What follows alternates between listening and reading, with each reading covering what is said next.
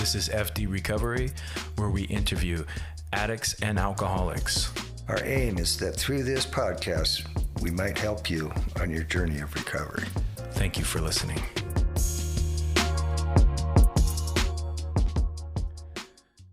Hello, this is F.D. Recovery. My name is Frank, your host, and today I got a co-host with me. You want to introduce yourself? My name is Jon. All right. Jon, get a little bit closer so people right. can hear you. We kind of have to get, after hearing that we couldn't be heard the last podcast, it kind of is messing with my head a little bit. So, to all the listeners out there, this is... the portion of this podcast is the weekly intention. Basically, what we do is we pick a spiritual principle and we work it week by week, and we come on here and talk about it, right? So this week will be communication as a spiritual principle. But before we dive into that, we're going to recap of last week's, which was patience. And, I did a really good job this week about actually working it a little bit better, because every single week that I got on here, it was like, wow, I suck. And I was telling that to the listeners going, man, I just had a really hard time to it, because sometimes what I would say is like, I thought I was going to come on here and do really good, and I realized, holy shit, all I really had was struggle. But this week, I did a little bit better. Not like I did horrible those last couple weeks, but it was like the grateful. I just realized how much of a fucking ungrateful prick I was, and that one was tough, because week by week in the forgiveness piece, I'm just like, man, I don't really do a good job with that. Obviously that's why I'm doing this, and that's why we do it, with recovery and work these spiritual principles so we can get better at them. But that was one thing. But this week I can say patience wasn't very hard for me this week. I did a decent job on it. But I wanted to start off on how it worked for me this week, just to kind of do a recap. The whole buffering. That when you're looking up back in the day with AOL or dial-up, there was this buffer screen that kind of spun a wheel, and you're just like, oh my God. Or that little sand thing that spun. And that's what it reminded me of. Anytime there was a situation that really bothered me, or maybe there was somebody that came along that just didn't quite mesh with the whole conversation, or maybe a transaction that went kind of wonky at work, or somebody just kind of spitballing some crazy BS, and you're just like, whoa. But that buffer, that's what I pictured, was just like, all right, let's give it that buffer time, and it allowed me to pace myself, right? And once I was kind of pacing myself and gave myself that buffer time, that's where I found it really worked this week, is because what it did is it brought me back to the flow, right? Because I'm a big proponent on the whole flow state, right? Because when you're in that place of what you would consider a higher power connection, that's what I see, right? But it also can be interpreted in a whole bunch of different ways. People interpret it energetically, spiritually, and I believe it's all a bit of that, but some people don't like to ascribe to certain kind of wavelengths of like, oh, spirit, religion, all that, so... But for me, the way it kind of translates is that whole, what we were talking about the other night, that whole flow state, right? And that's where that's a win for me, So Yeah. the whole patience, how did it work for you this week? How did you see it? I like what you said about pace, because and purpose for me are synonymous with patience. So when I sit back and let things unfold, it's really nice. But when I start getting involved in trying to solve the problems that I'm not creating, there I'm out of patience, because it's about trying to force things to change rather than sitting back and going like, this needs some space and air to work itself out. And if I can help it work itself out, I'm in, but I'm going to stay out of the way.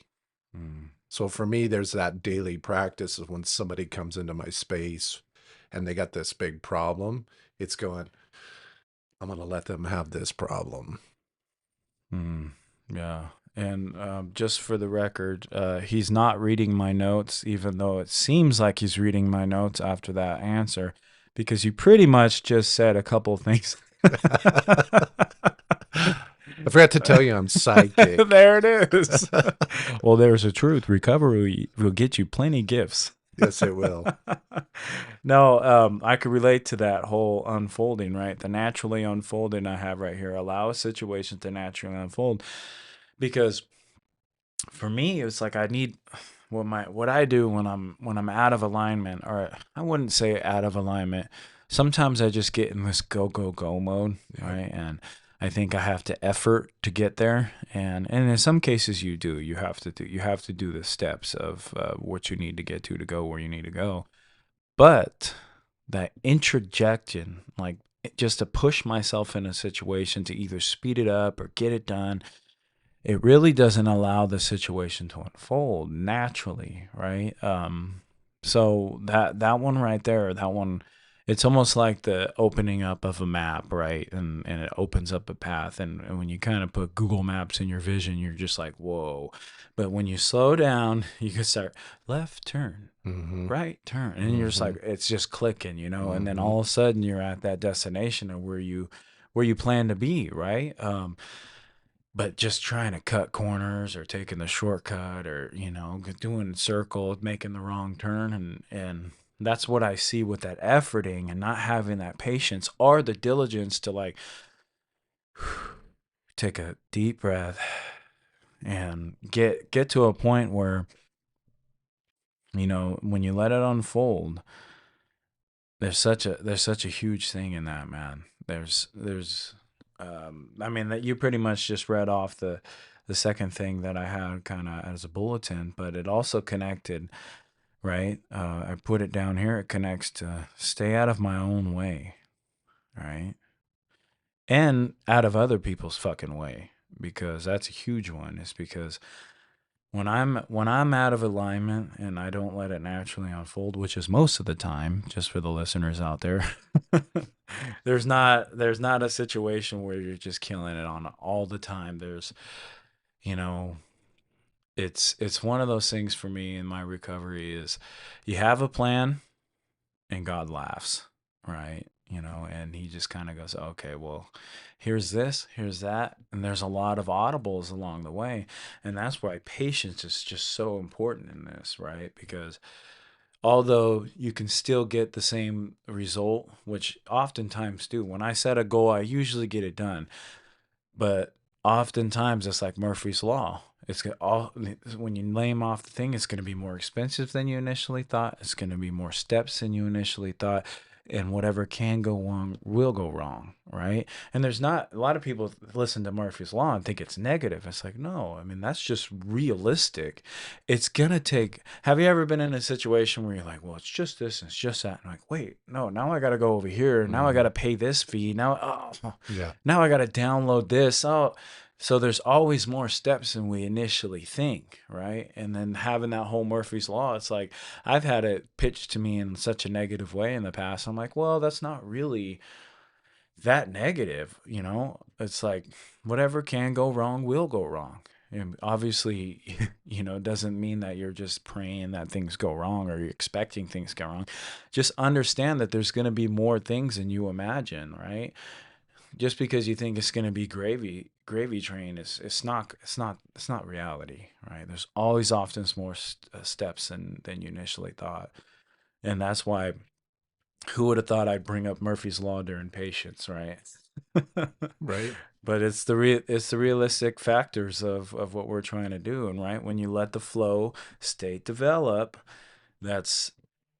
I tend to get out of my own way when I let the flow state develop, man. What are some of your insights? How do you know when you're in that flow state of your higher power? For me, I know it because I'm relaxed, Yeah. but I'm also very curious and attentive. So you're reminding, well, everything that you shared here reminds me of one of my favorite axioms or statements, which is circumstances don't matter, state of being matters. Okay. So in my addiction, the problem I had and my powerlessness was rooted in circumstance. What's happening is I don't realize what's happening isn't creating what I'm feeling. It's my belief about what's happening that's creating that feeling. And then I'm trying to manage my feeling with substances. Yeah. And then I'm trying to control through the substance the world around me by thinking I'm smarter and more intelligent, more tuned in because I have this substance that taps me in. Yeah. Yeah. So when state of being is what actually matters, through doing the 12 steps, I remember when my sponsor looked at me and he said, "You now can retire from the results business." I was like, "What are you talking about?" He goes, "You're not responsible for the results anymore. That you're done with that if you want to be. You're now in the business of giving, and you're going to give what you want to get. You're going to put out there what you want to come back. So pay attention to what you're putting out there." Okay. And thank God through rehab and stuff, I've been given the space and the time to slow everything down and really notice when I'm upset, when I'm disturbed, because it's not the circumstance. It's me. It's always me. Because even when somebody's really upset and coming at me hot, when I'm in that flow state, I can see it and go, "I hear you. It sounds like this is what you're upset about. Sounds like this is what you want to see change." And they're like, "Yeah." I'm like, "Me too." Mm-hmm. And they totally chill out.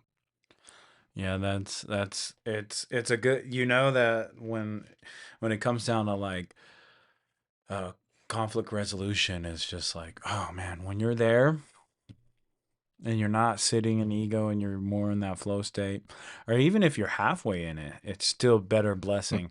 If you can at least just get a quarter or halfway into it, you're Yes. just like, oh, okay, I can. It's like the calm in the storm amongst the chaos, Mhm. It's like that little itty bitty pit stop in the middle. I like to call them pit stops, as most of the listeners know. It's like that little pit stop where you can kind of take a breather and go, you know, because I do that daily, right? I can't tell you how many people come and piss me off.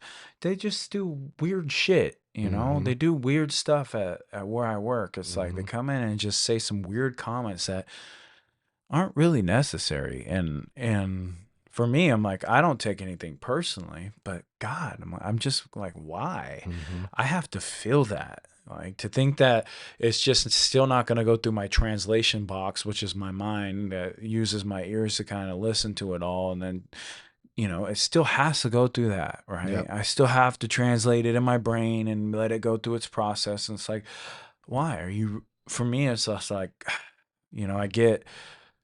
I guess what I really I have to practice those pit stops, right? And it Yeah. helps. It's just like, dude, because why?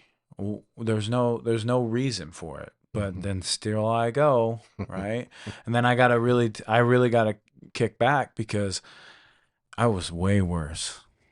And I know I was. And it's not a competition, but if it came down to who's a bigger fuck up, it's like, holy shit, I was always if I'm not number one, I'm in the top 5 of people I knew and people so it's like, it really helps me, honestly, find a little bit better path to patience and also to forgiveness, Yeah. right? Yep. Because it's like, who the hell am I?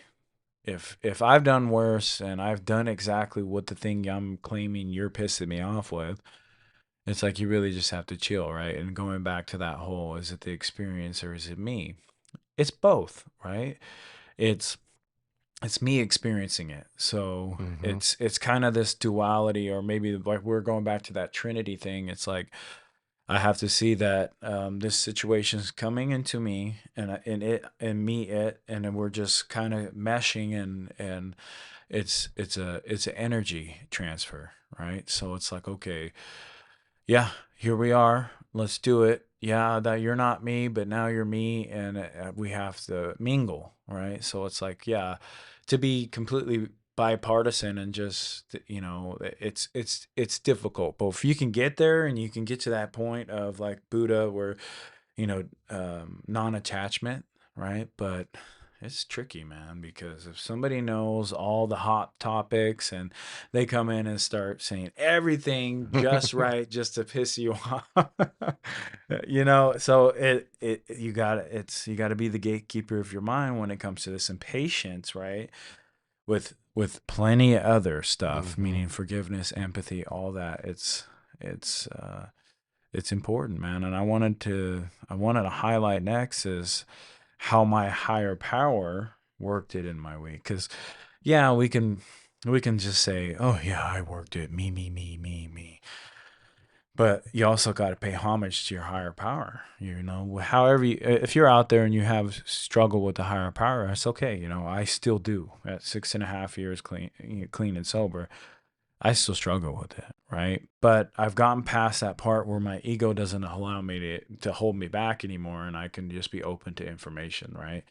And that's kind of the goal you want to get, is just like, okay, yeah, you have differences. You may not believe what everybody else believes, but be open, right? Because it goes in the back of the book where, that the contempt, pride, or investigation. That one rung true to me because I didn't realize how much I was in contempt with everything. Mostly in contempt with court. Right. I didn't realize I had that many. I looked at my rap sheet because I'm working on getting expunge some of the stuff expunged. Well, trying to get all of it, and I had a bunch of contempt of court, and I'm like, wow, I didn't realize. I just don't remember, And it's just, well, going back to the higher power, right? The less stress, right? It's like I didn't realize how much interjecting my will or my self will, or even if I have done a little bit of work and I do realize it's God's will, it's just like still putting me in the mix, right? It's like, okay, I'm doing a good thing. I know I'm on the right path, but then I take my character defects and paint all over it. Right. So it's like I really have to be super careful with that because I'm super prone to do that, right? So that's why working these steps and working these principles, right? It's like a little bit less stress because once I backed up and kind of let God do, because that's how I kind of see patience is like backing up and letting God do His thing. I don't need to interject. Yep. When I'm in God's will and in patience and flow, that's kind of how I see it. The patience is kind of that God work where you're just kind of like letting the will come in, your God's will. And man, it's just so much less stress. Yep. I mean, and as it pertains to your higher power, how do you see that working in your life? At least this last week. Yeah, I like so there's this process that I'm familiar with that's out there. It's called let them, let me. Hmm. And so the idea is that when somebody comes into your space and they're doing stuff that you don't like, you can say to yourself, let them. I'm going to let them have this. And I'm going to allow them all the space they need to work this out because it's their problem. I'm not taking the bait. But then step 2 is, and let me now decide what I'm going to do with what's being presented to me. So I could think different about them. Let's say it's my partner and they're doing something and my immediate reaction in my head is they shouldn't be doing that. They should know better. Well, first and foremost, I'm going to let them have it. I'm going to let them that space because this to me represents my higher power's relationship with me. My higher power loves me so much that I can walk around and pretend I'm not loved. Mm-hmm. And it gives me all the space I need to fall and stumble and fall in holes and then eventually get to a place where I'm like, this isn't working. Yeah, it's not. You're right. Relatable. Yeah. And then, my higher power's like, and then what is it you'd like to do? Well, I'd like to know what actually works. Sweet. I've just been waiting for you. Yeah. Here you go.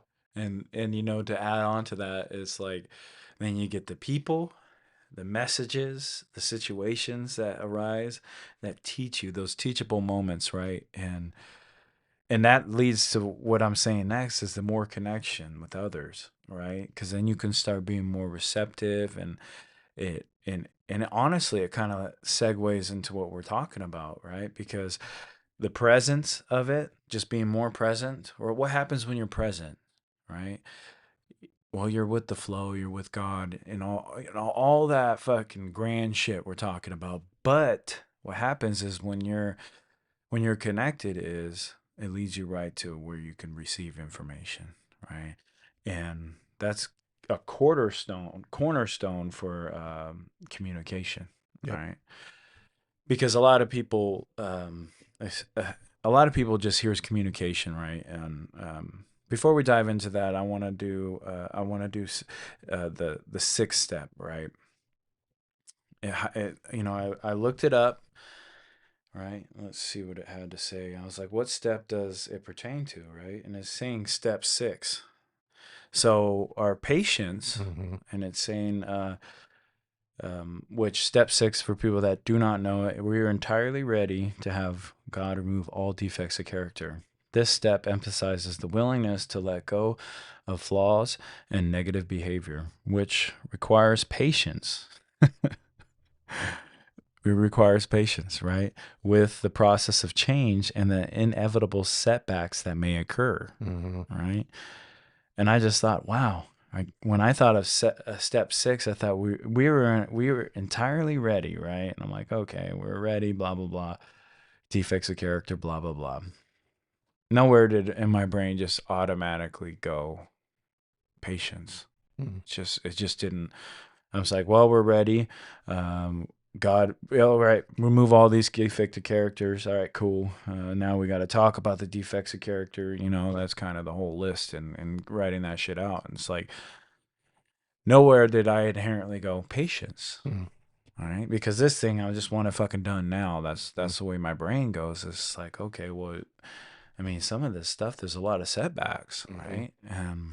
right? And I like to, when we get done with the week, I like to see if it relates to a step 6. I forgot last week, but I remembered this week. But I didn't think that it even had any connection with step 6, Mm-hmm. right? Because character defects is something we're constant. That's why we work these patience, so we don't act out on our character defects, right? They're kind of the nifty tool in the bag to fend off all these stuff, right?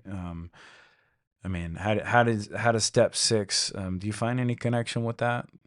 And patience. Yeah. Yeah.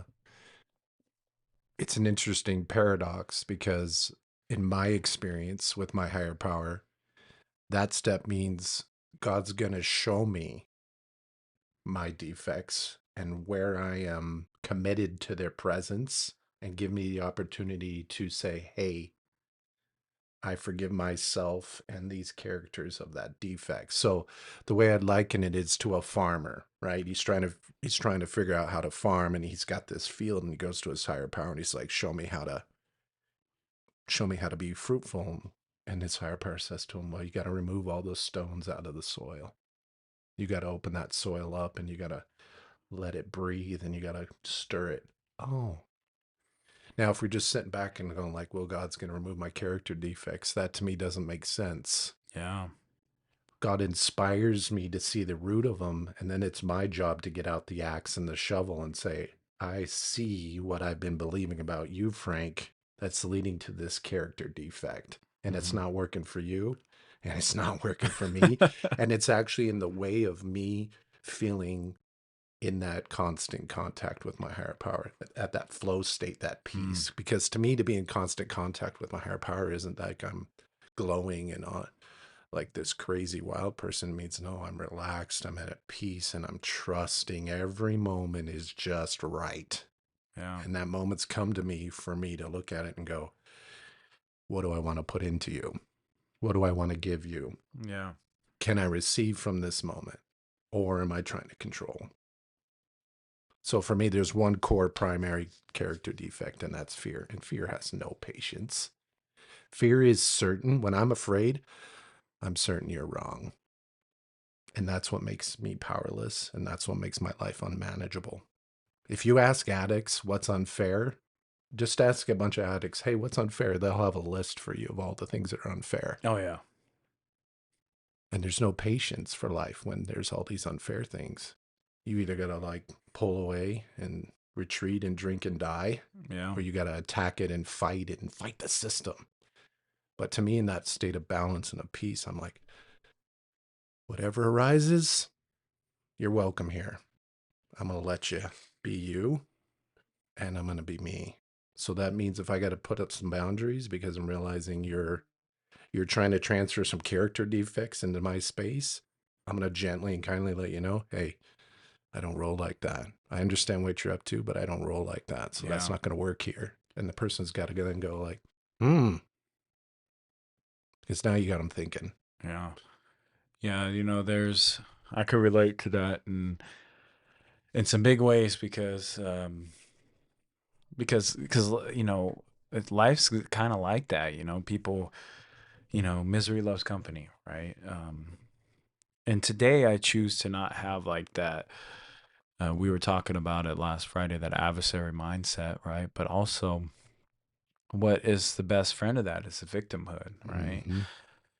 We like to create these stories in our brain where it's a hero or a victim or, you know, a villain, and we play all these roles and all these archetypes where we're kind of labeling things, right? And we don't realize we're kind of creating that whole story, right?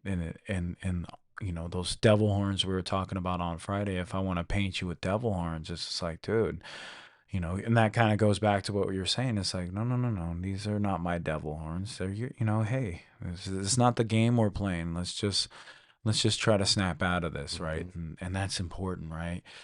I find it best to not get in those situations is that buffer, man. Mm-hmm. I watch it disarm people, right? Just let people work it out. So, because when they say something, and that's why I say it when we're in the meeting, it's like, it's funny because if you say something and it's stupid, you're gonna know it, especially around a bunch of people that are in recovery. As soon as those words leave your lips, you're gonna intuitively know it. You're gonna hear it. Even if you have just a pinch of self-awareness, which everybody I know out there has. I don't care how far you're down in the fog. Trust me, I've seen some hard heads, don't get me wrong, but on some level, you notice them noticing, and you're just like, and that's why it's important. Just because if you interject, oh, well, here's all my wisdom, and well, let me shut that down because you got to know something. And it's just like, that time will come, right? That time will come, and you'll plant the seed if necessary. But it's important you let that. The only time I didn't allow that is when I was doing H&I at the local homeless shelter. Oh God, you do not let one of those people talk too long. They will. Nothing against anybody at a homeless shelter. I've been to one and I totally get it. Right? We all have different lows. No judgment here. But there's a reason why when you bring somebody in there, you make them take up most of the time to talk, and then you take up the rest of the time and you spread the message, right? And you kind of, wouldn't time people, but because if so, man, you got somebody that's mentally ill that maybe just smoked a joint out back, which they were doing, you know, while I'm with NA, right? And they're blazing like 2 feet away from us, and it's just like, okay, whatever, you know, we can't. But hey, when you're in the thick of it, you're in the thick of it. I mean, we knew what to expect, but you let somebody like that, they'll go on and on and on, and 30 minutes later, you're like, okay, well, we gotta put a. Yep. And then it's even worse, right? Yep. So but to kind of go in with the game plan is I just kind of went off left field on there, but that it sparked that in my head. It's like, just be careful. Yeah. Sometimes you gotta reel it in, you know. But all right, we're gonna finish up patience. How I'm gonna work it in my recovery from this point over, and we'll probably recycle this one because I there's only so many words in the dictionary, and I. And I plan on doing this a long time, as long as my heart beats, right? So, but I'm gonna use it. I'm gonna continue that the buffers, right, and getting into that flow space, right. And how about you? A couple things that you're gonna highlight to carry on throughout your recovery from here. Yeah, patience is trust. So I like the acronym of wait. What am I trusting? So when I'm feeling impatient, I can wait and ask myself, what am I trusting right now? Mm. Am I trusting circumstances? Or am I trusting how I feel? What's really going on here? So for me, I'm encouraged through this, what you're sharing with me, to continue to look. Anytime there's a disturbance, to me, I'm on to something. Mm. I believe that fear is our friend when we turn to it and say, show me what's going on in me that doesn't work for me anymore. And fear's like, got you. Gotcha, bitch. I got you. That's exactly why I'm here, to show you what's not working for you, versus being like, well, I'm afraid, I shouldn't be afraid. So having more patience Yeah. with everything Yeah. is what I'm inspired I'm to glad you brought that up, because that goes along with the school of thought of what I was trying to convey in there. It's like, those are your signals. do. Mm-hmm. It's like, be grateful. You're afraid? Good. Yeah.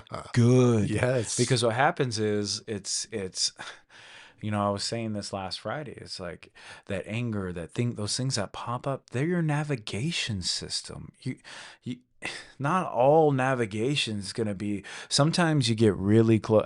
These new cars, man, I tell you what, as soon as you start veering off the lane a little bit, it shakes your steering wheel. Not enough to make you turn, but enough to kind of wake you up and go, whoa, Yep. right? Yep. You get too close to a car, it tells you brake and makes a sound. Beep, it goes, it makes a weird sound. I haven't mastered it yet, but it tells you to brake, right? Yep. And that's how I envision fear. It's like, dude, come on. Like you're getting off the road, because what happens if we get off the road? Bad shit. Yeah. Go head on with another vehicle. Yep. And that's just a metaphor for life. You know how many people that I've went head on with because I was in a state of fear and I didn't know how to translate or transmute it or translate it in my brain somehow. It's like it was just unresolved, just angst, right? So I was always just trying to figure, okay, how I can't feel this. Oh my God, I'm in fear, right? And I was just afraid, and I usually acted out in anger. Yep. So I'm glad you brought that up, because that's a key ingredient to it, All right, so let's be done with patience, and let's go on to communication. Initially, when I picked communication, I was like, wait, that's not really a spiritual principle. It's just something you do. And it kept coming up throughout this week that I was working patience. I was like, oh no, like communication is important, right? And then there was a situation with a coworker where we communicated and it was a breakthrough, right? And I'm like, oh man, communication. And as I sat there, I said, that's next week's spiritual principle. And I'm like, because first you're just like, communication, cool, text messages, emails, talking to somebody, blah blah blah. But when you get down to it, and even this, let's read the definition of what Almighty Google has to say, right? Yeah. Communication, the imparting or exchanging of information or news. Another definition is, it says a letter or message containing information or news. The successful conveying or sharing of ideas and feelings. Social contact. All right, and here's another communication meaning is means of sending and receiving information such as phone lines or computers. All right, the means of travel are transporting goods such as roads or railroads. So there's a whole bunch of stuff. And that's where I was stuck. You hear that kind of the mechanical part of it, like phone lines and what it's saying about means of travel and transporting it, like just to get something done. That's how I initially I'm like, wait.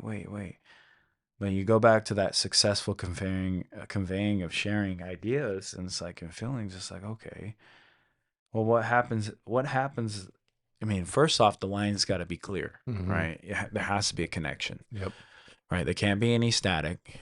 And even when you relate it to a phone, right?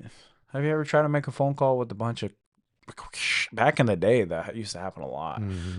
It's almost like jumping on the phone while somebody's using the internet, saying it ain't gonna happen. And I can tell you, I've had real life moments where we're at such a disconnect where that was real life AOL fucking trying to say, hey, all kinds of crazy noises, right? And I can't tell you how many times that would happen in my life. And it usually ended up me blowing up or, me taking it the wrong way. It was me because I was super insecure, right? Mm-hmm. And the importance of it. I mean, just to pass it to you, I mean, what's the importance of communication? I love the word share. I think in the Latin, that's what I looked up at what you're looking at. I love the etymology of a word. So like the root of it is that Latin, to share. So for me, communication's happening all the time. Every gesture that I make, the tonality of my voice, your head nodding, the way I move through traffic, everything is communication. So then what it sparks in me is, what do I truly desire to communicate? Being conscious of my way that I communicate is huge. I mean, you picked a topic to me that's like the thing I'm most passionate about. Well, I'm glad I pulled the right person You for did. this. You did, because I grew up in an environment where communication was primal and so challenging for me. And I desperately wanted to be able to tell the people around me what was on in me and what I wanted. But when I did, they dominated me Yeah. because my vulnerability made them seemingly uncomfortable. Yeah, I can relate to that. That happened to me. Well, it happened to me when I was younger, right? And I just kind of developed tools to, because my dad he was very domineering like that too. And his intentions were good. Don't get me wrong. Yeah. He was part of the old school, right? Yes. And he put your hands on, boom, whoop your ass, Yep. And then when you get a little bit older, it turns into slapping and punching, right? Yep. He never went full force on me, at least I think, Yeah. But the reality is like going back to that was the part for me that really kept me down this road. Is like that, the lack of communication, being able to say what was going on. They tried to put me in therapy when I was like really young, old enough to where I barely remember, if that makes sense. And my memory started around 4 or 5, and I can remember some pretty intricate stuff about where we were at and everything. But it was old enough to where it was still bits and pieces, kind of how it always works, at least for me. But I remember I was just reluctant to share, right? Because all I've known was just shut off. My stepmom was, doing some of the stuff she was, and she didn't realize some of the psychological abuse she was doing. And, she realizes it now, and we're on a way better footing than ever. And just being in that room, and all I can think about was hiding, right? And I just remember stealing. That's what I remember. I stole all the ladies' toys and her little action figures, pocket full of them. They knew it, and then they bust me out in the hallway, and here I am, this little kid that didn't share anything and just has a pocket full of stuff so I was a criminal from the gate. Yeah, you were. Yep. That's exactly what it was. But that was just my reluctantness to like even communicate, right? I'd rather just do anything else down to steal your stuff than rather just talk, because I'm uncomfortable right now, and I'm focusing on just the toys and putting them in my pocket. This is for later. I'm not talking about the stuff you want to talk about, right? And that, looking back now, it wasn't as intricate as like, well, I was stealing for the rush. It's like, maybe that was a part, maybe, but I can't relate that and say that's for sure. I just know later on that was a thing, right? Maybe there was something back then, those early behaviors that were telltale signs. But going back to the importance of it, it's like, it's super important. I wish I would have been able to have the balls to speak up back then, but that just wasn't in the cards. So is anything more you want to elaborate on that? I appreciate what you shared. I can relate. I can remember, and it's still been part of my healing and growth, has been realizing I don't have to. So I went to both extremes. So first I felt like I couldn't communicate with the people around me, and I got to a place in my addiction and in my mental health issues where I said whatever came to my mind. I didn't give it any thought. If I didn't like you, I told you. If I thought you were an idiot, if I thought, I said it. Yeah. And that was an interesting ride because that was like living in a primal energy level where I believed every lie I said because I was so tired of feeling vulnerable and or afraid of what you might say or might do that seems to threaten my sense of safety and security. So I rode both extremes from totally shut down and withdrawn to overbearing megalomania, kind of like, Yeah. I know better than everybody. And that led me to a deeply mentally disturbed space where I was completely isolated and in my head and hearing voices and working through that kind of stuff. Yeah. I could definitely relate to that because the megalomania kind of situation where I think that's kind of what happened to me. It wasn't a conscious. Really, kind of you saying that I was like, oh, cool. That's kind of what I did too. It's like because I always go back to that cruelty, right? Without bringing up truths and just telling people how it is, because that's how I thought I was. I was just like, well, if it's in my head and and I'm such a good judgment of reality, whether it's true or not, I don't have to fucking say it, right? So I just got a point. I got a point to in my recovery where I'm just like, okay, because I got to those extremes as well.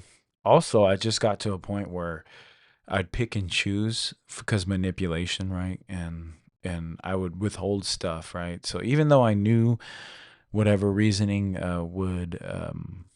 would either stop what I wanted, I wouldn't do that, right? So if like I knew I wanted something and I knew how to get it, and I knew certain information would get me further away from that, then I would kind of play my cards right, kind of like what we all do as manipulators. But it was it definitely became a dance, and you kind of have the upper hand on people, right? Because you become the abuser, Yep. right? And that was kind of a thing for me is I'm gonna get with friends, chicks, people. I'm gonna get with people around me, and they're gonna do my will. Yep. Right. Yep.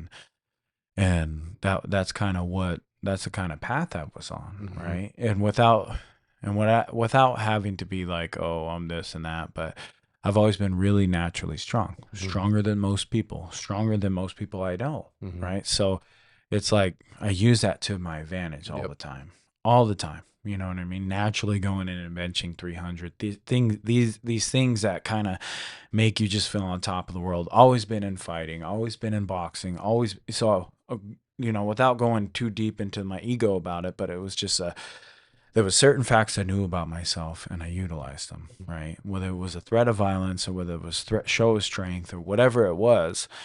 Well, hopefully it was mostly just posturing until, but if it came down to it, let's do it. But most of that's all it took. Just posture and do things just the right way. And you can avoid all that because realistically, I punch you, you punch me, it's, unless if we could avoid that, that's the best. If I can get what I want without a black eye, because we're getting black eyes. That's just how it's going to happen. So if I could avoid that and I could trick them and like, okay, you're going to get hurt. And they go, okay, I'm going to get hurt. And they're, and then we can, so that was the only communication I knew was that whole dominance piece, going back to what you said about your father or your family. And that was the only communication I ever knew, right? Is just, oh, ego, right? Use my, that primal, what you're talking about, boom, on the head, kind of bam, bam, bam. There's no communication behind it, like solid, truthful communication. It was just like, I'm going to posture you and you're either going to bend to my will or we're going to kick each other's ass. That's what it was. And most of the time they bent to my will or we beat the shit out of each other. And that was just the result. Some of my best friends, we beat the shit out of each other, right? So it was like, without getting too far into the mess, it's just like, that's the importance of communication, is because that's where I used to be, on that end where it was all about domineering. I mean, it was pretty hard because I had an ex-wife I was really domineering with, right? And I ran into one of her personal writings in her journal, and what I read hit me so fucking hard. And I was still in my addiction. I'm like, it woke me up to the person that I was. Because this is a personal journal that she was writing in, that she had left behind in the whole struggle of our anarchy and her leaving, me kicking her out and all that crap. And what it said about me was 100% accurate. It says, he doesn't love me. It's just domination. And she said that. And I was just like, oh, wow. my God. What a gift. Yeah. And I was sitting there, of course, high on dope, and I'm dealing with the breakup, and of course I kick her out, and then all of a sudden I want her back, because that's what we do, the back and forth bullshit. And just kind of having that realization of going, oh wow, like this is what I did to her. And she lightweight spoke of some of the, some of the abuse, but because we're talking about I mean, I was a bad person at times, right? We're talking about punching her in the back of the head while she's pregnant, not giving a fuck. And those are those stuff that I have real shame behind. Yeah. And we've talked about not necessarily that specific situation, but we've talked over the phone and, made our amends and stuff like that. I haven't made a personal amends in person, only because when we see each other, it's just passing my oldest daughter off, and I don't really want to steal the moment with, hey, let me pull you off to the side and just ruin this moment that my daughter's witnessing. It's like, no. Yeah. So far we've done it over text messages and phone calls, and just kind of getting to the root of it, right? And this leads to what I highlighted next is how is my relationship with communication as a spiritual principle, right? Well, let's just start off to say my relationship with communication was virtually none. It goes back to that same situation. It was just all posturing, done through physical, right? I had that part down as far as like, because you said it, because I believe in that. There's information being processed constantly. The hand movement, the size, the heavy breathing, the whatever. It all tells a story, right? And obviously, it's up to us to kind of depict and push out the narrative we really want the world to see, and that's where the ego comes in, right? So getting back to that state of flow, that's when I feel the communication is best, right? But as a spiritual principle, it's like, holy shit, okay, so I have to do all these other stuffs to kind of get me to this better communication. It's just not like, well, I'm going to work on communication and that's my spiritual principle. It's like, oh yeah, okay, bud. Because now you're going to have to, if you're going to work on communication, now you got to work on patience. Now you got to work on forgiveness. Now you got to work on gratitude. You got to work on all this shit. So it's like, okay, you want better communication? All right, buddy. Because, and I'm speaking in to me, right? Not anybody else, speaking to me. And I'm just like, all right, bud. Because if you want that, then you have certain things you got to do. You can't just jump online or jump in the arena and just think that you're gonna say some fucking super this and super that shit. You gotta be connected. You gotta be doing your homework, right? Spiritual principle. I got that right up there. All my my gratitude, my daily principle of patience, right? Yeah. So these are those stuff that I constantly have to bring into my life, because if I don't, my communication fucking sucks. Yep. Right? Yep. Bad.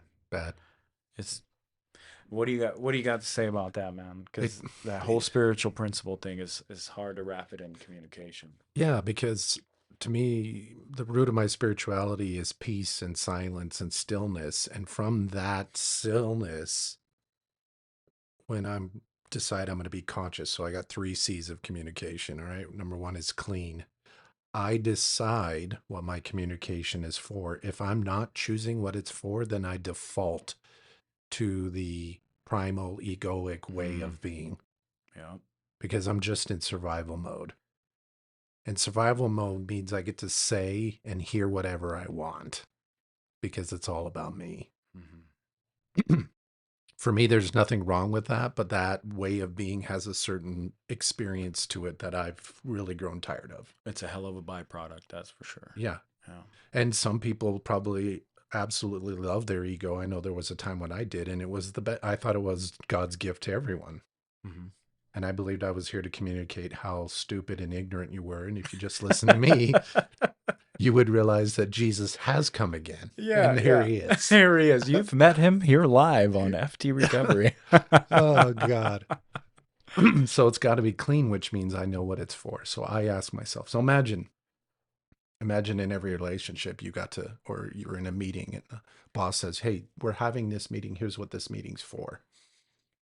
Here's what it's going to be before it's clean. Or with your partner, hey, sweetheart, I want you to know that when I communicate with you, here's what I want. I want you to understand where I'm coming from. And I really want to understand where you're coming from. I really want to understand what matters to you. Who in your life would you ever meet that wouldn't be like, oh, thank you? Like, but that kind of consciousness for me requires a spirituality. Yeah. Because it requires me to be aware of, I'm vibrating the air right now. That's going to come back. Everything I put out there comes back. Every gesture I make toward you, I'm moving the air. That's going to come back to me. Yeah. So is it clean? Is it concise? Am I in a trance, just like lost in like just talking about everything and not really aware of what's going on in me? Right? And I have this ability then to communicate with you in a way that honors and respects you and also says, I'm committed. Since in my world, I'm not experiencing Frank how he is. I'm experiencing Frank how I am. Yeah. I'm creating my experience of Frank, and Frank's creating his communication of Jon.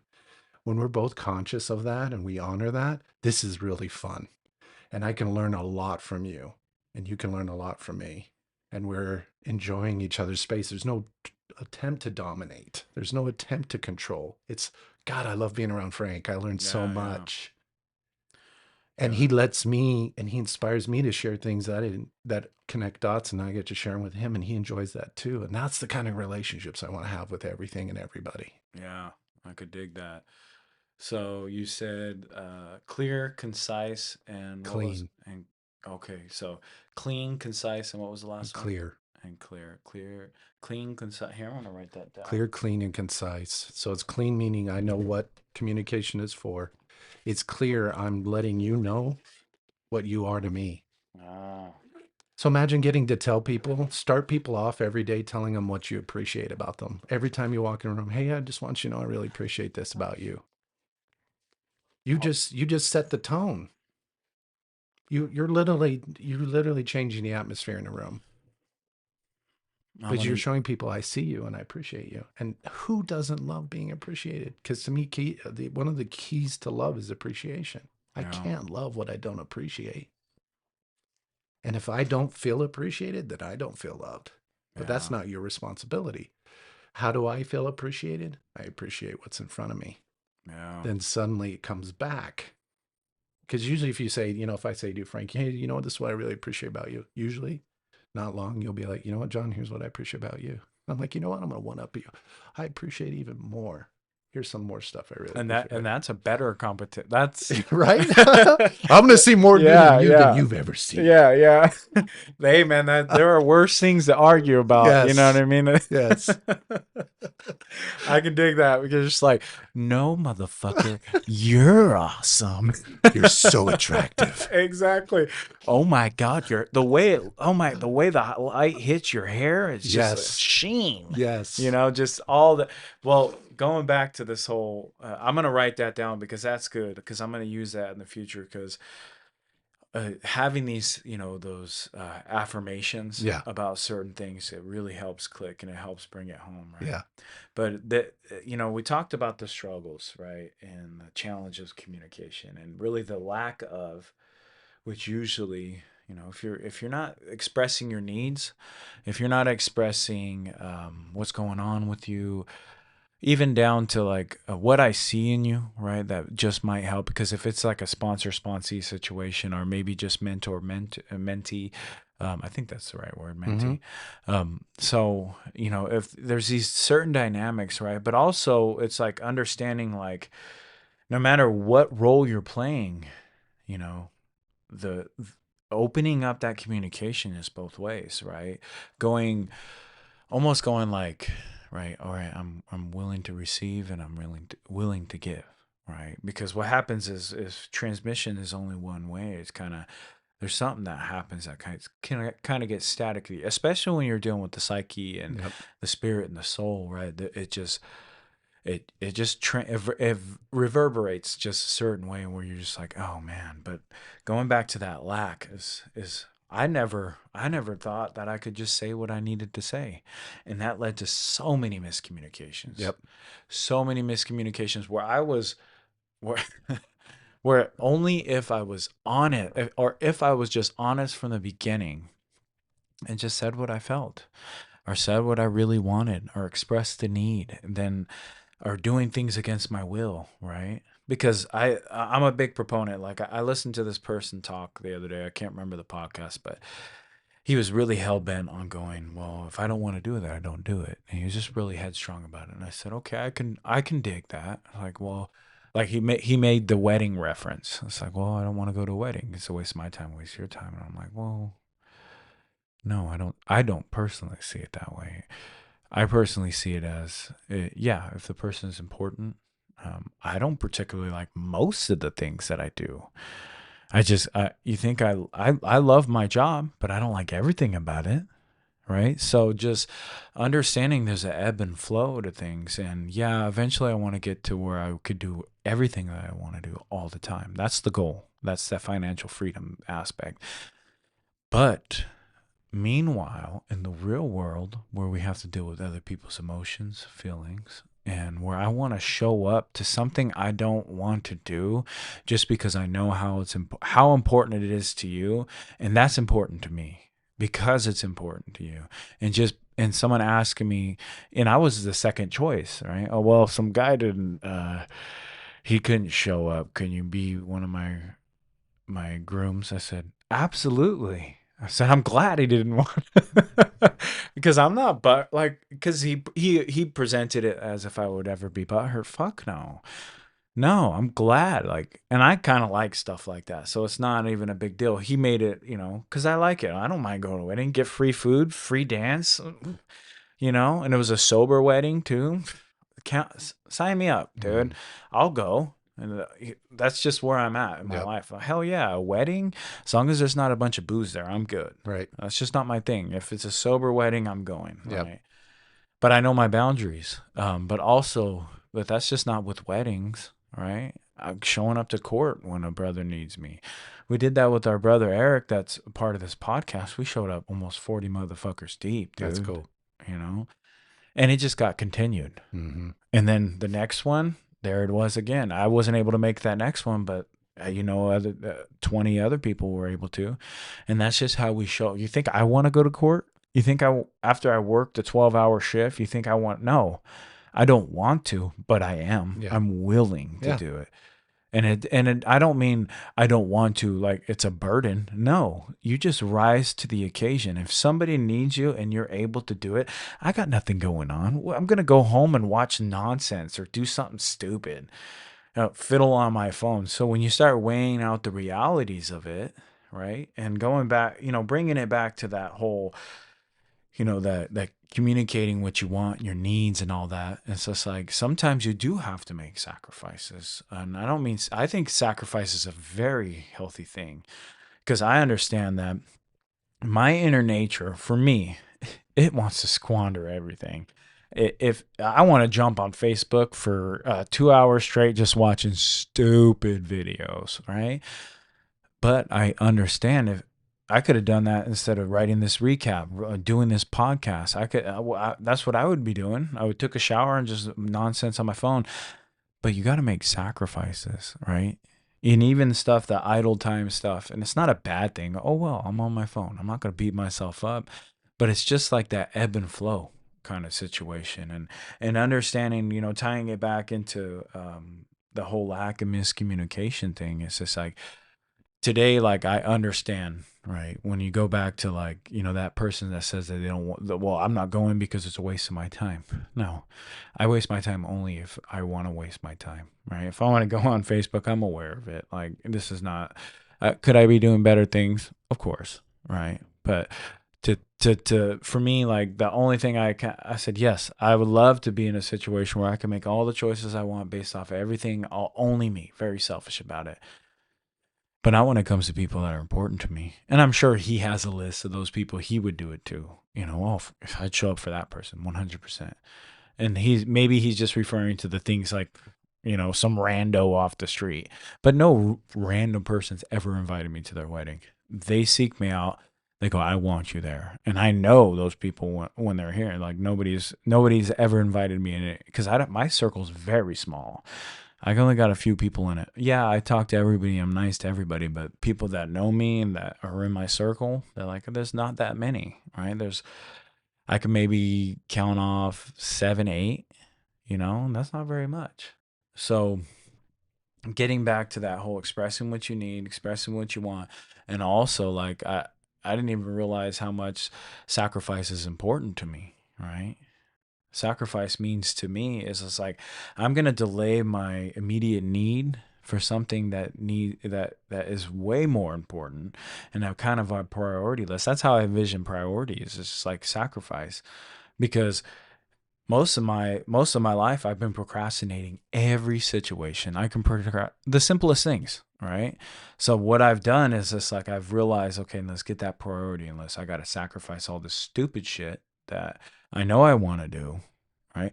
I'd rather go work out for an hour and a half at the gym, but I stayed home and hung out with my family.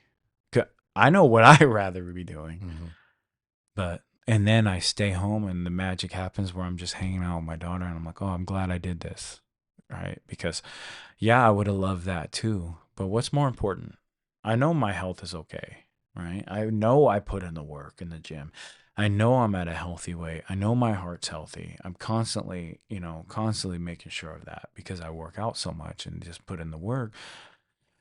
And it's just those moments, it's like, I got to sacrifice that. I can take a day off for my family, right? And those are those things that are hard because it's like, well, it's good. That's the things I was kind of going through myself. It's like, but sacrifice, hey, maybe it'd be the next topic. I don't know, but Yeah. here, I'll let you get some in on that, the lack of communication. And There's an old saying that I always liked. It said the problem with communication is the illusion that it's actually happening. So a lot of times I know I thought I was communicating things to people and I thought they understood, but they didn't. So I think one of the best things we can do for each other when we're really communicating something important to us or somebody else is telling us something important is slow down enough. Again, patience, right? If when my wife or partner is upset with me, that's no threat to me. She simply has a problem that she wants a solution for. I want that solution for her. So if she's communicating something to me, but all I'm hearing is, you're a piece of shit, you're not good enough for me, my communication with her is going to suck because I've already decided what her communication is for. But when I sit back and I say, everything's welcome, and my authentic response is also what I'm going to be aware of. I don't have to say my authentic response, but so she comes to me and says, I'm upset. Oh, it sounds like you're upset. It sounds like you're angry. And it sounds like this is why. Is that true? Yes. Now just sit back. Because now when a person feels heard, you just gave them a gift. You just created a miracle for them. You gave them the space to really feel what they really are after. And when we don't ask people to deny what they're after, their needs or wants, when we don't shut their desires down, and we say, and I saw this beautiful survey they did or study they did on people who are kind and treat others as it and expect everyone else to be kind to them are happier than people with a lot of money. oh wow, that's kind of badass, actually. Because that to me is true abundance. Abundance isn't just money. Abundance is the ability to be patient and give people a ton of room to be heard first and foremost. I'm going to let you be heard. I'm going to let your feelings be here. I'm going to let your desires be here, and they're valid. And we're not going to fix or control yet. We're not going to try and change. We're not going to provide the solution yet. Because so much of the solution is feeling that you're accepted just as you are. This is what I love about the recovery group, because I've been involved in religion and church my whole life. When I came into the recovery group and I saw how these huge quote unquote sins and huge mistakes were handled with such unconditional love and grace and freedom, I was like, whoa, this is what I've been looking for my whole life. A space where what's real right now for me is allowed to fully be here. And when I'm ready to take steps towards the solution, there's a whole process here and a whole group of support that will help me do that. But until then, this is all about me being honest about what's going on here. Yeah. You know, that sparked in me this memory. I knew this Mormon guy, and he was a good friend of mine, and I used to work with him. Right, he owned a tree company, and he said the funniest thing, and when I look back on it, it was because he's part of the Mormon church. He's just like, yeah, and he didn't mean it in any negative way, but he's just like, yeah, that AA stuff is kind of for people that can't quite get religion. And I'm like, what do you mean? It's like God for dummies almost. That's great. But it made me laugh then, and it's even funnier now. That's because great.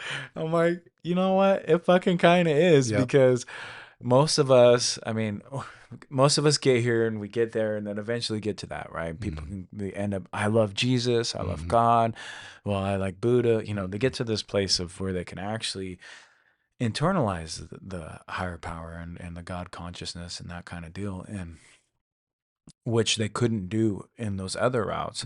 I grew up Catholic, and then Christian, and went back and forth, and then I experienced with Buddhism, and then kind of went off in paganism, and then shamanism and all this other stuff, and didn't do crazy amount of either or, but I did my research in the Bible and read the books, and they're all great stuff. And the way I take it is just like everything's a parable, right? Everything's just a lesson, right? You relate it in so many things. It's like when you go back to the sacrifice piece, it's like you got to sacrifice in this life.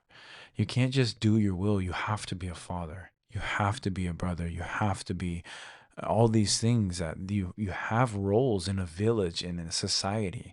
You have to sacrifice. I can't just run around and act like a fool. So that person on the cross dying, that was sacrifice.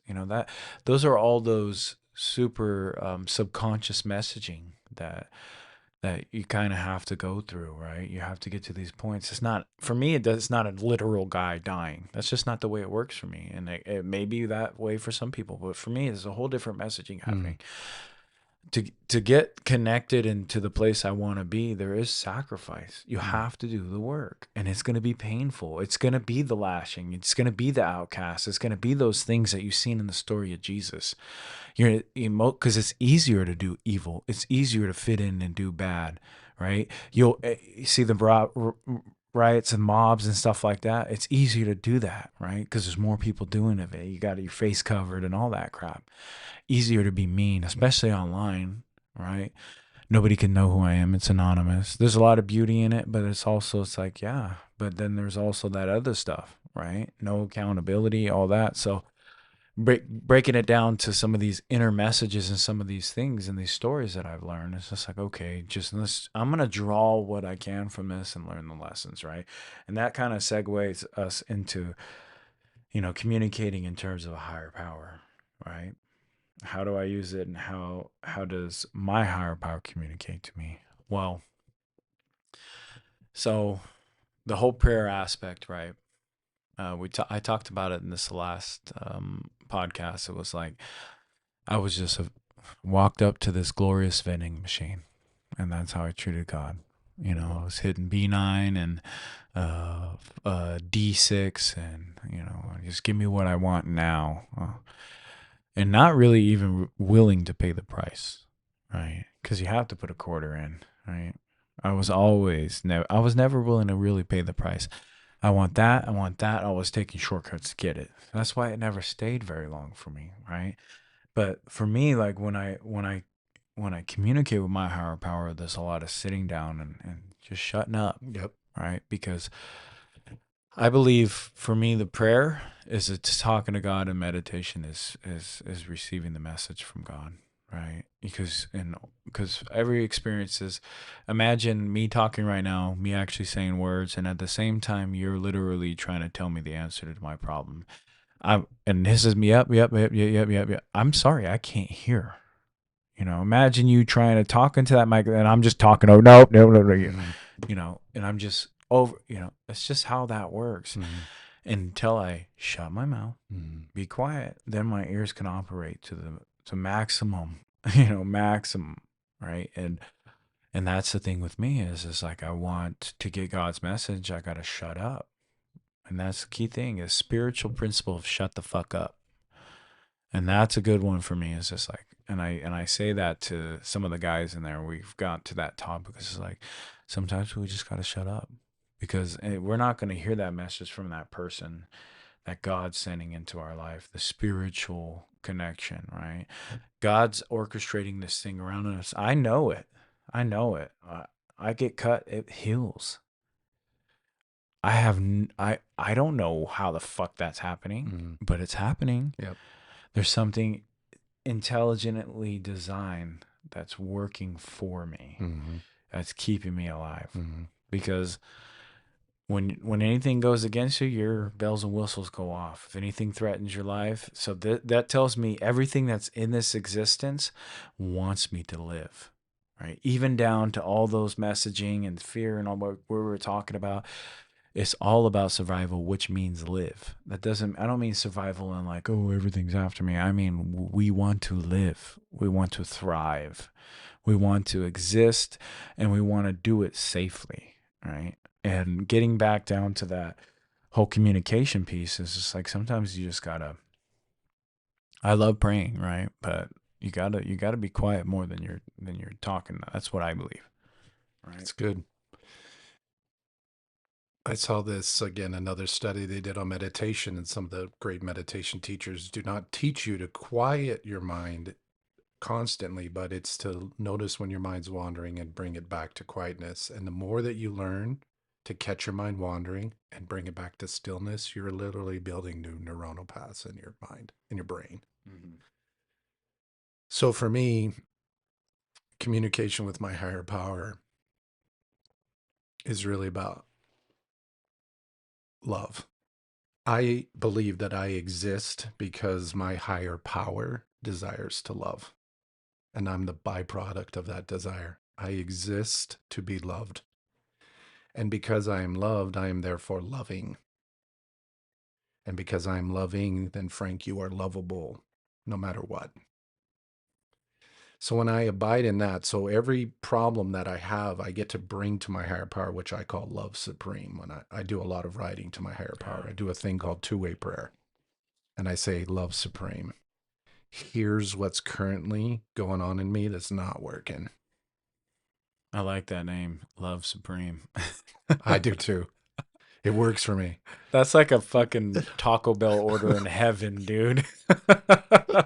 I just picture myself. I need that one. Which one? Not the one with the number. That one on top. Yeah. The Love Supreme. Love supreme. There's got to be somebody out there with a and the higher power. number's the infinite number. Yes.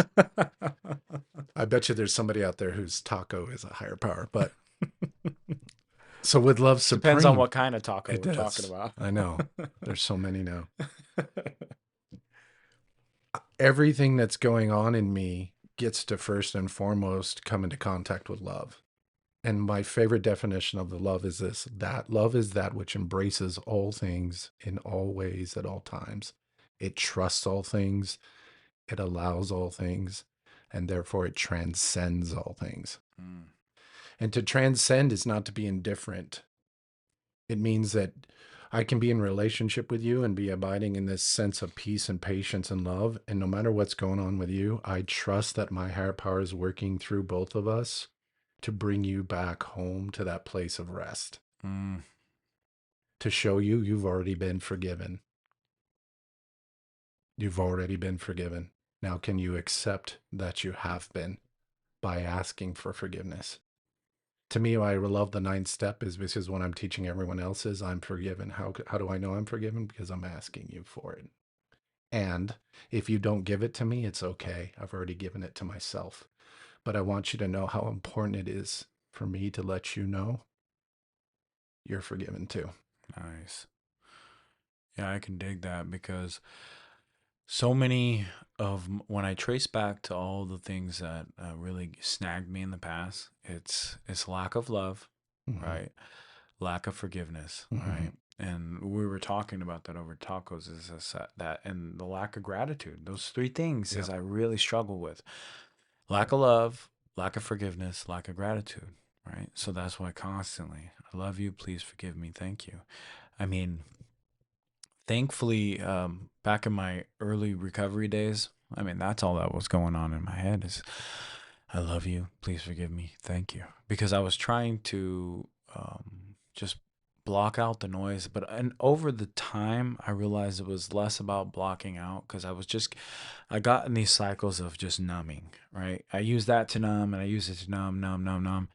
But eventually it kind of, morphed, right? It morphed into more of a, I just need to say this because I know where I can go and I know how badly I can judge a person and how badly my brain wants to condemn you. Because in my head, my head is just a vicious warrior, right? It's a savage. It's really a barbarian. And that's the focal point I'm constantly trying to get back from, right? You talk about that meditation. It's just like that's the wandering. Mine in that aspect is I'm trying to get away from that barbarian. Because that's really what I am most of the time. There's something that lives in me that is truly barbaric, and I don't mean to say that to sound any type of way. It's just an experience I've experienced. I mean, I remember being in jail and just envisioning just like hurting somebody, like just thoughts go in my head that were so violent that I would just want to bounce somebody's head on the concrete, and I can just over flooded with rage, right? And I would just see how I would hurt that person and see it and see what next moves I would need to do to make that happen. And I constantly had to just like, and I was plugged into it. I was just like, whoa. And that would happen constantly.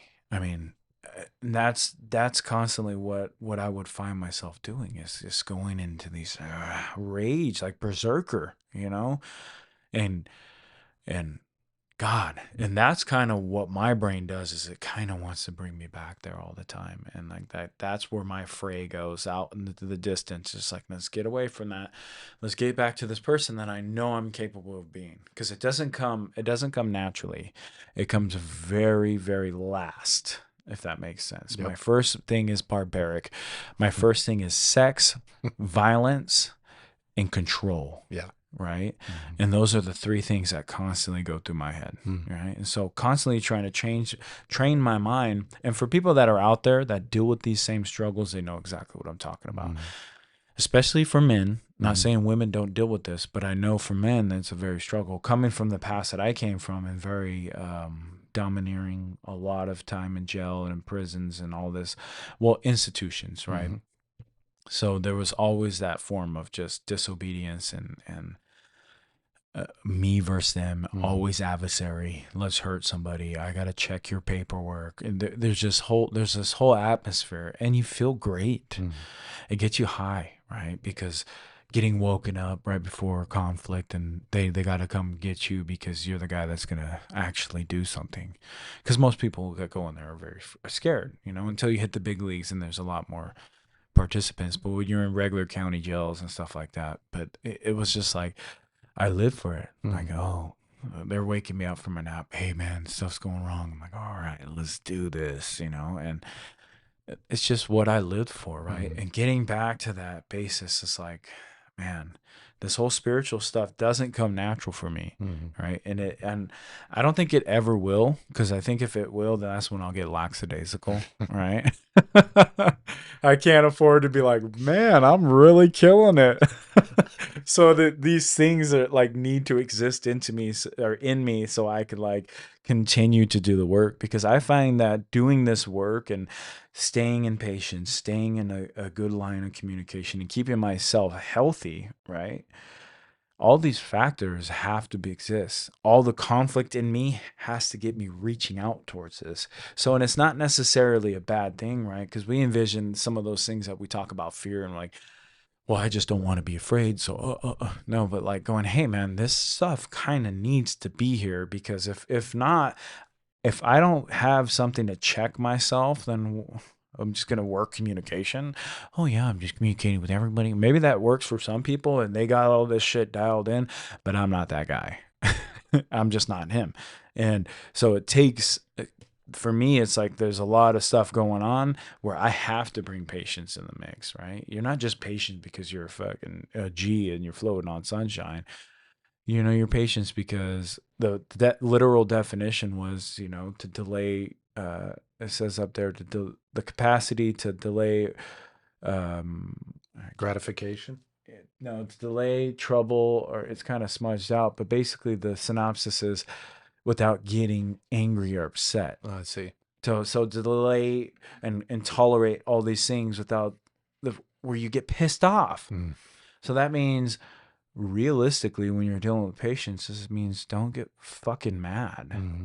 Like that's all it really means, right? Right. Obviously, there's more spiritual approaches, but when you want to dumb it down for a dummy like me, it's like, dude, just stop getting pissed, right? And for me, it's a constant work, right? The communication with my higher power needs to exist. This conflict for me needs to be continuous, because if I'm comfortable, right, I'm not challenging things inside myself. I realize that for me. I don't envision it like a fight. I envision it as a challenge, friction. Not all friction's bad, right? Most of us here are because of friction, because your mom and dad decided to fuck. That's friction, baby. Yep. You know what I mean? So to kind of frame it into just an aspect of like things could exist without being good or bad, and it sometimes just is, Yeah. right? Neutral. And bringing it back down to that neutral point really helps me, especially when communicating with my higher power, and just like, okay, I got emotions, I got fears, I got all these things that want to attach me to everything in this world that's happening, the scenario, the person, the this, the that. And the best communication I found with my higher power is when I start shedding that stuff, and I Mm-hmm. go, okay, I don't need to participate in all this fucking drama, right? Because my head will spin it up, right? And is there anything you want to add before we start reaching towards the end here? I mean, the thing that you're bringing up for me again is like, it's a recognition that we're meaning makers. If I'm angry at the meaning. I'm not ever angry at the thing. I'm angry at the meaning that I'm being asked, that I'm either giving it or being asked to accept. So in some sense, I feel like my will is being violated. But if I know I always have a choice and I choose peace, I can be angry or I can have peace. Which one do I want? I can be right, which is a certain type of meaning, or I can be happy. I surrender my meaning. So for me in my world, all I'm ever sacrificing, Frank, is the meaning that I've given something that's not working. If all things are truly equal, all things, God is either everything or he's nothing. If God is everything, then all things are equal. And they have the freedom to deny that equality. I have the freedom to deny my equality and or yours. But when I do that, what do I experience? The absence of my relationship with love supreme. Mm-hmm. When I start to realize God's never punishing me, I'm simply withdrawing because of the meaning I'm either putting on you or somebody else that says not equal, not worthy, not acceptable. For me, my higher power doesn't look at anyone and go unequal. unacceptable, unworthy. My higher power is always going, you have the freedom to choose peace or being right. Yeah. So everything, so if I'm going to the gym, it's equal to being with my daughter. Which one I choose, I then endow with my heart because I'm choosing it consciously. I'm going to be here with my girl and I'm going to have a good time. Yeah. Because you could still be at the gym even while you're with her in your head, right? You could still be like, I'd rather be doing some sets right now than watching Barney or whatever the kids watch nowadays. Or you can be fully there with her and like being like, look at this little girl. God, thank you so much for this little life. What can I learn from her today? What can I give her today that's only going to make her life better? You know, and when we live from that kind of place, like my higher power is always with me, and my higher power is always endowing me with love. To love. You only get to keep what you give away. So I'm going to give away love. And then I see love coming back to me all the time. And that to me is the purpose of my walk with God, with recovery. I'm recovering the love I am so that I can give it away. And in giving it away, it reinforces itself until every aspect of my life I feel completely safe and secure in and free to love. Yeah, I can dig that. That love supreme. Where the hell have I heard that? Why does it sound so familiar? I have Love no supreme. Well, I guess that's when you know it's information meant for you is when you're like, man, I feel like I know that my whole Yeah, life. I know. It's only like I want a a hoodie. mere reminder. Yeah. I used to have well, not used to. I think that, when it comes to this stuff, it's when you're learning things or you're almost like remembering. Mm-hmm.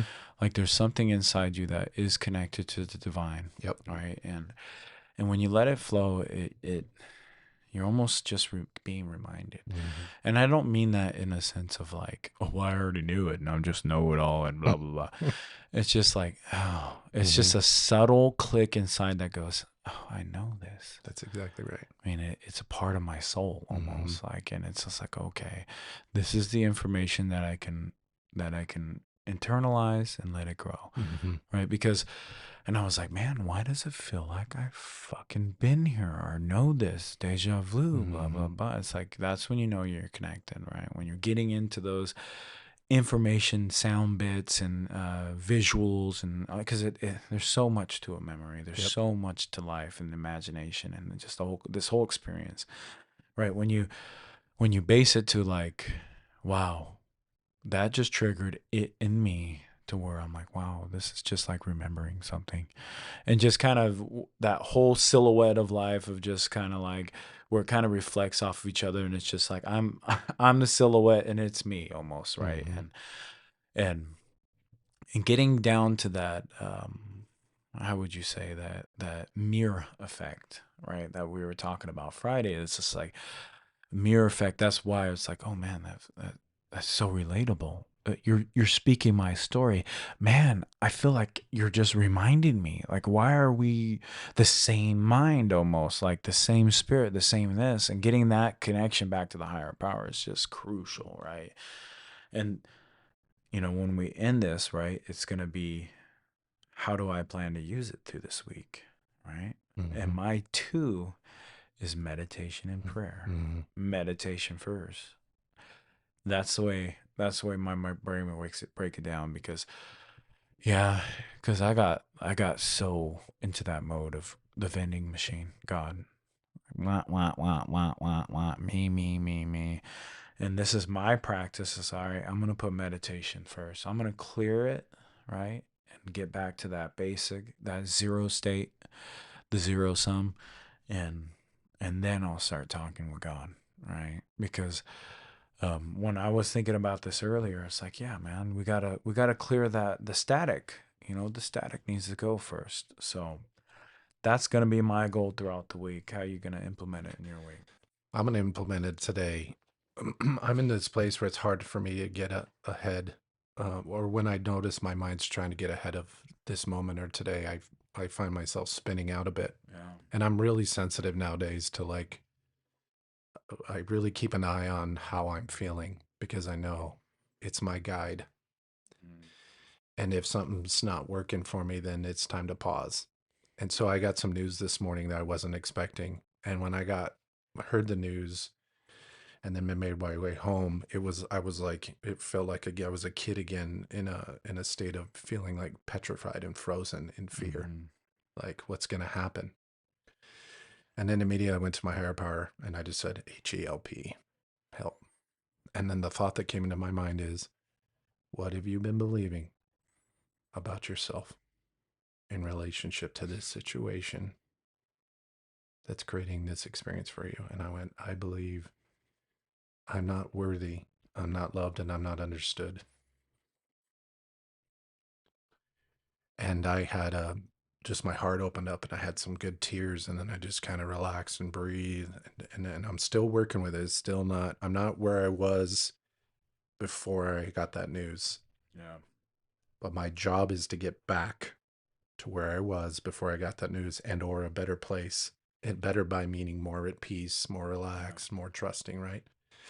So when something like that comes up, what I'm going to practice today is continually saying, thank you, higher power, for this situation, because this has come into my life to help pull something up that's not working for me anymore. And the proof is that's not working is that my ass is in court.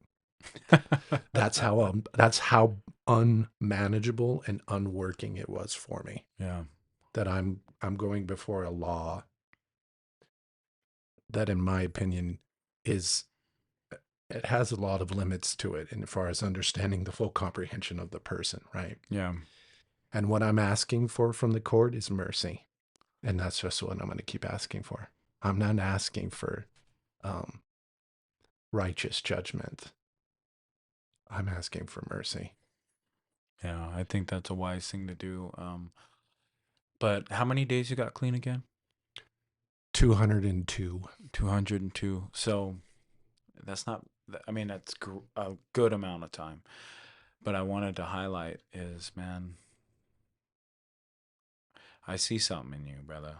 That's the reason why you're on this podcast. Not like I don't see other thing in other people. That's why they're not on here. That's not what I mean. It's just, you know, the important thing about this whole recovery is a message, right? Yeah. And what my job is, especially doing a podcast and, you know, trying to help myself heal and help others too, right? It's getting information on here and people on here that are going to do a good job of that, right? And so in that 202 days, right, I see it, right? You're doing the work. I want to give you kudos on that, because you're doing what you need to do. And yes, the courts, you know, they're gonna do what they're gonna do. That's what they're there for, right? But going back to that whole processing thing, it's just part of the gig, babe. You know, just get it, baby. You know what I mean? It's just part of it. Yep. Because what happens is when we get to that point of where we get lost in the fear, right? It's just part of the gig, baby. That's all it is. Go to those courts. They got to pump the fear of God in you. It's part of the it's part of the gig, baby. It's fear of ignorance to me is what it is, you know. Yeah. So it's like there's a certain thing, like when you're in that flow, right? And I this is the way it worked for me. I can only speak from experience, right? I just had to get back to that point. It's just like, this is what it's here for.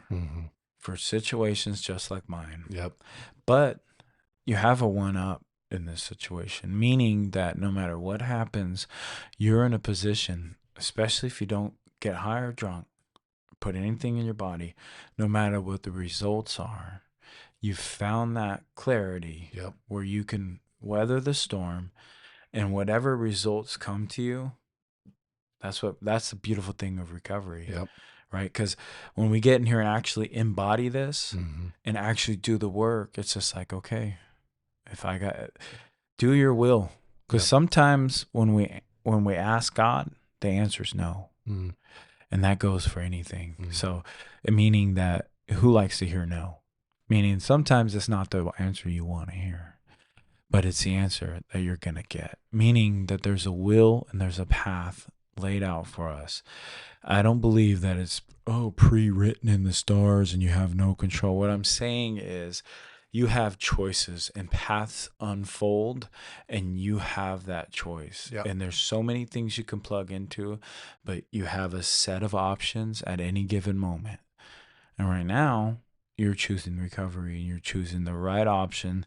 And also, I will add, this isn't just for you, right? This is sharpening you. So in 6.5 years where you're at where I'm at, well, 5.5 roughly, where you're where I'm at in my recovery, you can be doing this for people. You can be going into Serenity House. You can be a part of something like this podcast, right? Because God's going to put us where we're most useful, I've learned, right? And he's going to use you, not in a way we used to use, but use you because he sees you useful, right? And that's the thing, that's the message I wanted to communicate with you today, because you let that download into your brain and go, you're right where you're supposed to be. Mm-hmm. This is not an accident. Nothing is this random game of chance. Mm-hmm. Yes, it meaning we're lucky. Mm-hmm. So there is some element of chance here, but you're here right now. And that's just where it is, right? And all that other stuff, that's just stuff you got to work with, non-attachment, right? Letting it go and just be like, hey, get back to that zero sum and go, hey, where do you want me? Where do you want me? Because you never know. You get 6 months in jail. Who's in there that needs you? Right. Those are those things that people don't think about. They think about just the consequences. And when you're on this path and going, fuck, all right. Somebody asked me, hey, can you bring something into the hospitality house, aka hostility house? You think I wanted to be there? No, it's what my path was unfolding. And when my time was up, I backed out of it and I couldn't do it anymore. Did a solid year. That's good enough for me. Mm-hmm. But with NA is a little different. You know, it's just nothing against NA. It's just stuff like that. It's a little tougher to get people to get involved, right? Especially with the rough crowd like homeless shelter, right? Especially the one here. It's just a little weird. But going back to that whole thing, you know, the message to you is just like, that's one thing I want to make sure that we're clear on, is just that there's something in you that needs to be shared with the world. And if you stay on this path, man, I see beautiful things in the future for you. Thank you, Frank. I mean, and I know you know what I'm talking about, right? Because there's very few people that, like you said, you know, that illusion of communication. It's not really happening because they're not listening. I know you're listening when I talk to you, right? And that's a beautiful thing when you start meeting people that really click with you and start hearing the message and you go, oh, fuck, this person's hearing me right now. And that's an important thing, and that's an important tool that you have right now, is you have that beautiful thing of early recovery and receptiveness right now. If you build off this and you continue this path, you're going places. Thank you, Frank. You know, appreciate that. Yeah. Well, all right. That's all the time we have for today. Again, if you're listening to this, this week is communication. Use it throughout your week. If you feel inclined, drop some comments down below, because I'm definitely responding to them. I'm hearting them. I'm replying to them. So if you're listening to this, I know we don't got a bunch of listeners, but I am keeping tabs on the comments and things like that. So feel free, if you got any suggestions, what's next or what you want to hear next. I got a couple ideas, but before next Monday, if you want to drop something while working on communication, or just share how you're doing with the spiritual principle of the week. Again, my name is Frank, and this is Jon. All right, and this is F.D. Recovery. We love you guys. Peace. Thank you for tuning in to FD Recovery. A reminder, be kind to yourself on this journey of recovery. Also, call your sponsor, get connected to local support groups, and for one day at a time, Stay clean and sober.